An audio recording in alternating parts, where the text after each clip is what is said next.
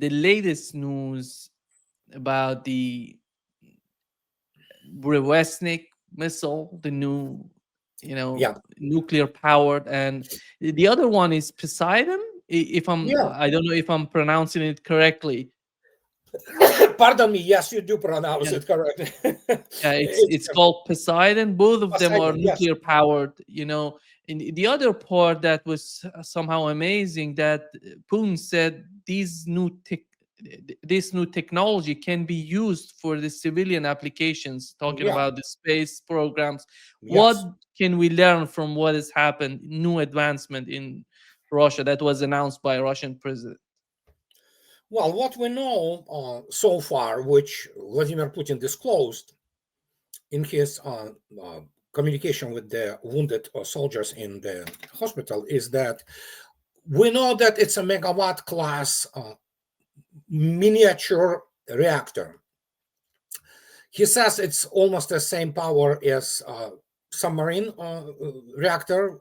I don't know if it's true, but if it's true, it's mind-boggling anyway. But it's mind-boggling even if it's not, because obviously any nuclear submarine in the world is capable of powering by its nuclear reactor the cities the size of like 100,000 people. Okay, so that's how powerful those reactors are. Of course, they are gigantic. Well, not gigantic. They are very significant, systems which occupy rather huge volumes on the submarine. And if you take a look, for example, at the uh, nuclear reactors at Russian nuclear icebreakers, these are large installations. And then suddenly you feed it, as he stated, 1,000 times smaller. It's mind-boggling. It's a basically, that's about that thing. You stick it onto the regular cruise missile, which Burevestnik is, which can go supersonic, even Mach 1.1, which has been confirmed, 1,300 kilometers per hour. And it can be there for indefinitely, essentially. And Poseidon is the whole other story. Poseidon it's a underwater drone. You cannot intercept it. It moves with more than 100 knots. There's not a single torpedo or any type of weapon which can stop it. And it's pretty silent, actually. So that thing carries a many megaton type warhead. It still can carry many tons of the regular explosives. And that changes naval warfare completely, as did hypersonic weapons. But the point of the Poseidon is, even if you will hear it and you detect it somehow, you will not be able to do anything about it. It is maneuverable, it is large, and Belgrade class submarines carry 6 of those. They're really large, they're like 20 meters long. And so it has megaton when nuclear armed, and it's capable of creating tsunami near the shoreline. Some people say it's 1,000 feet, which is 350 meters high. Others say it's about 100. It doesn't matter. It's terrifying, okay? And it is absolutely, well, can you imagine that? They said it's a kind of cobalt type thing used there, which creates the unlivable territory for centuries after that. It's the doomsday weapon, is to wipe out anybody who thinks that, they can control the world. And you cannot do anything about it if, for example, it can reach underneath of any kind of the nuclear-powered aircraft carrier and blow it out of the water without even nuclear weapons, by just merely, just exploding the many tons of the regular explosives. But Burevestnik is altogether something else, because obviously you suddenly have this small reactor and you can stick it into the spaceship, and the spaceship will power cluster of the plasma engines, which will allow you to operate and go into the deep solar system, and you will have no problems with the power source. And it's evidently well, there are many things which I do not want to go there, but he is have been saying such things. Oh yeah, it's a nuclear missile, Burevestnik, obviously. And yeah, we have the electronics there, which is totally radiation protected. And he was talking also in April to MGTU, famous Bauman Technical School. It makes all other technological universities in the world pale in comparison, but obviously it's not very high ranked because they don't produce, all those, how to say, politically correct things. They just fly to space and create best weapons. Other than that, it's just, losers. He was talking about the protection from the radiation, which you will encounter in the deep space, and materials which have been Russia have been working on to do this. And now he says, obviously Burevestnik does leak some radiation, no doubt about it. We understand that. There is no 100, and there is no need to do that to start with. It's not unmanned, and it's unmanned, and so what can I say? It is technological revolution, and we are looking at a complete new economics of the space travel, and that's it. What can I say? I mean, it just, and obviously anybody who followed the Zeus or Zev's nuclear tag, which Russia is working on, and they said 2030. So I think, yes, 2030 will be the first flight of the prototype. I think so. So because now it has been obvious that the technology matured enough to be put into the civilian application, not just military one. And the balance of power shifted so dramatically. It's not even fair to the combined West. That is why Mr. Trump spoke about, what did he speak about? That he updated, modernized American nuclear weapons. Obviously, the Russians had he probably decides to kill people in Russian general staff by providing these jokes that they laugh and then have the hernias and all kinds of other, things from Homeric laughter. And so, but what can I say? But yes, we are in the new technological paradigm. Long-term consequences of all that will be equal to the actually impact of the Industrial Revolution. And that changes everything about the space travel.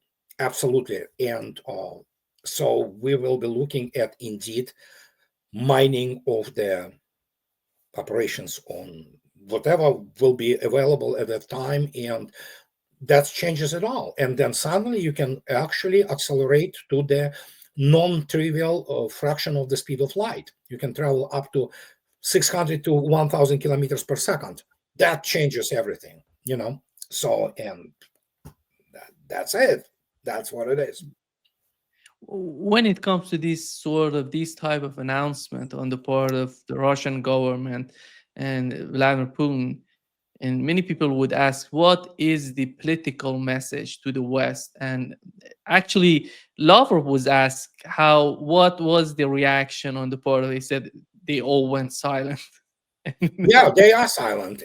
Well, some try to cope, hard, because obviously, and as I state non-stop, I'm just non-stop.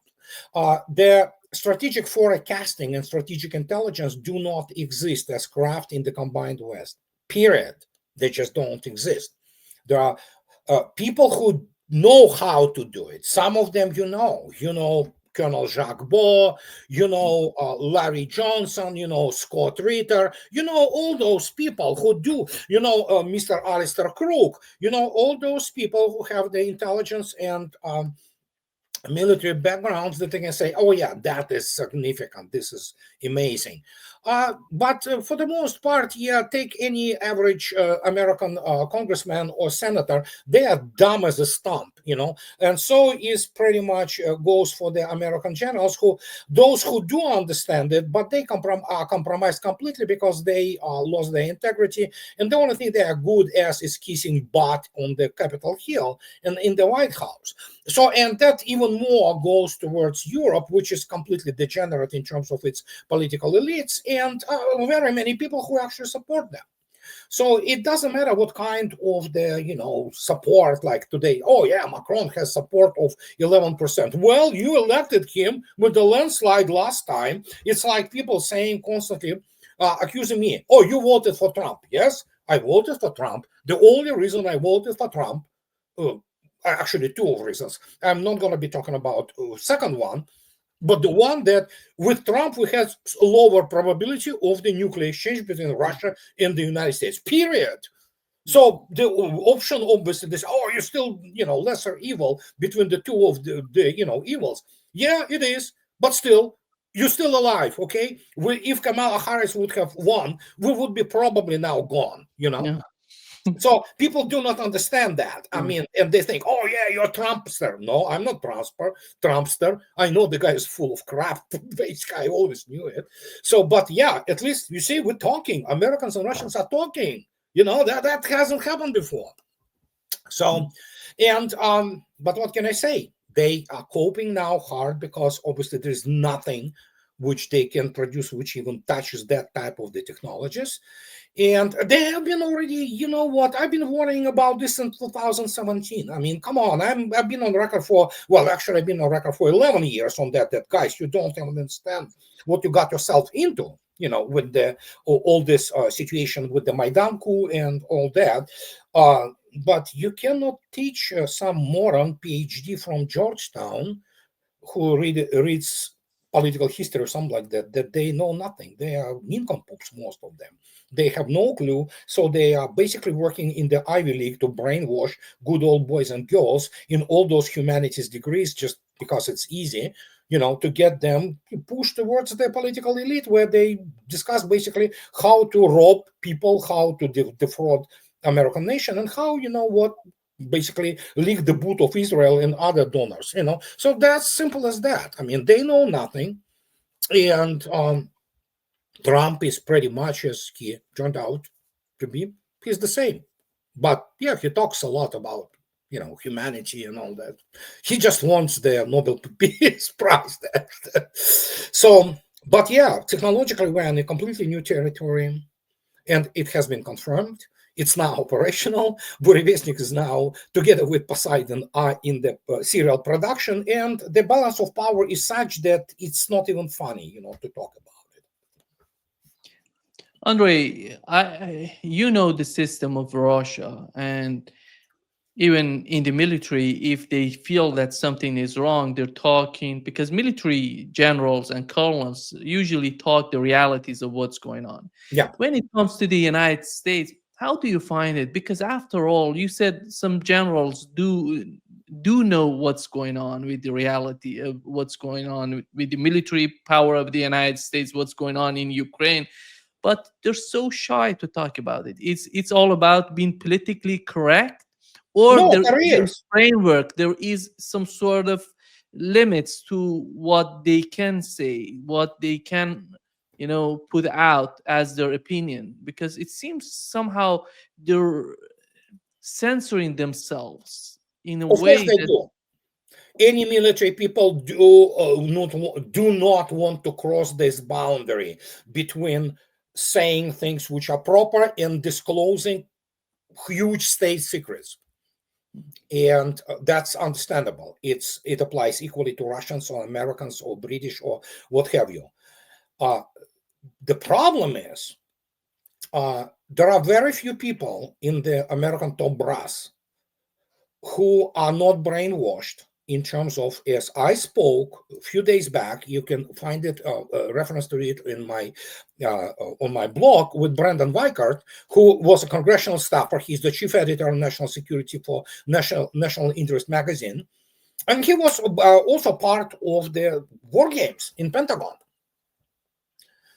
And it's clear that many of those people who said we defeated, the blue force, whatever, next day we come in and they reset everything back, like if they have in the real in the game, when you play games you have several lives, it's just those people. And he said, where they get their intel about special military operation, I always say from Ukraine.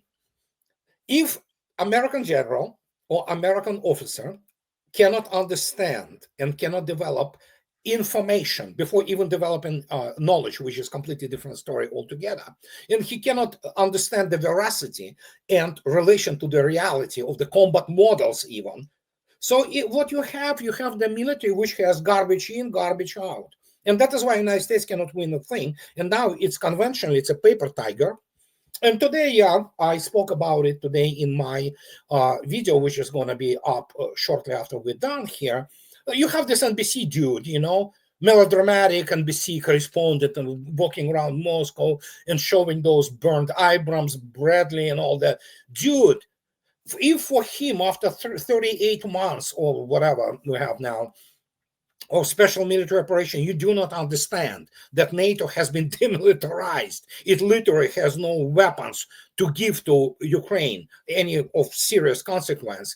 Then I don't know. That means what? Yeah, they are morons. You have Trump, who is, real estate shyster from New York.